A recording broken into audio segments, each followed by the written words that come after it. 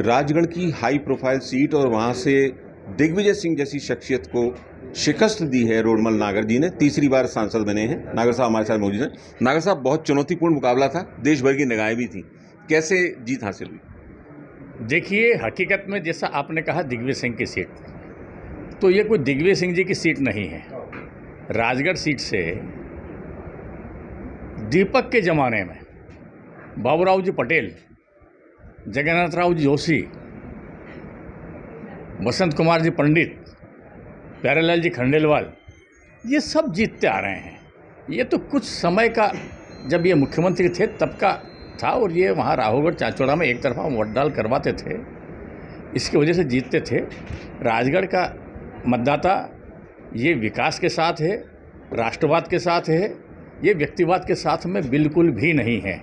और प्रजातंत्र में पूरा भरोसा है मतदाताओं का, और इसलिए व्यक्तिवाद को नकारा है, विकासवाद को स्वीकारा है, राष्ट्रवाद के साथ चले हैं।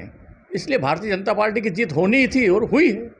लेकिन वाकई इससे क्या लोकतंत्र की जीत माना जाए कि एक साधारण से व्यक्ति रोडमल नागर ने एक राजा का किला ढहा दिया? देखिए, ये व्यक्ति तो बिल्कुल आपने 100% कहा।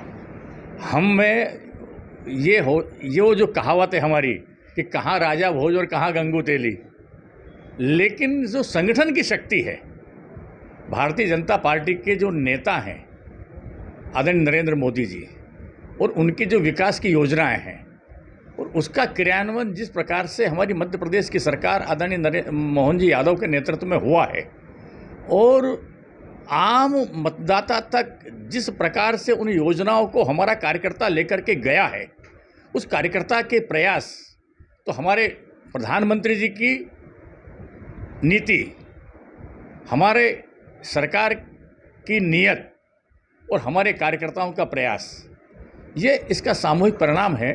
और भारतीय जनता पार्टी के कार्यकर्ता के सामने, भारतीय जनता पार्टी की रीति नीति के सामने, भारतीय जनता पार्टी के संगठन के सामने कोई भी होता तो टिकने का सवाल ही नहीं है। भारतीय जनता पार्टी है, उसका कार्यकर्ता अद्भुत है, और नरेंद्र मोदी जी का नेतृत्व और ज़्यादा अद्भुत है। तो साफ तौर पर एक रिमार्केबल जीत, एक ऐतिहासिक जीत, और श्रेय साफ तौर पर दे रहे हैं नागर साहब प्रधानमंत्री नरेंद्र मोदी जी को, मध्य प्रदेश की सरकार को, संगठन को और आम कार्यकर्ता को। एमपी ब्रेकिंग न्यूज़ के लिए कैमरामैन जितेंद्र के साथ भोपाल से वीरेंद्र शर्मा।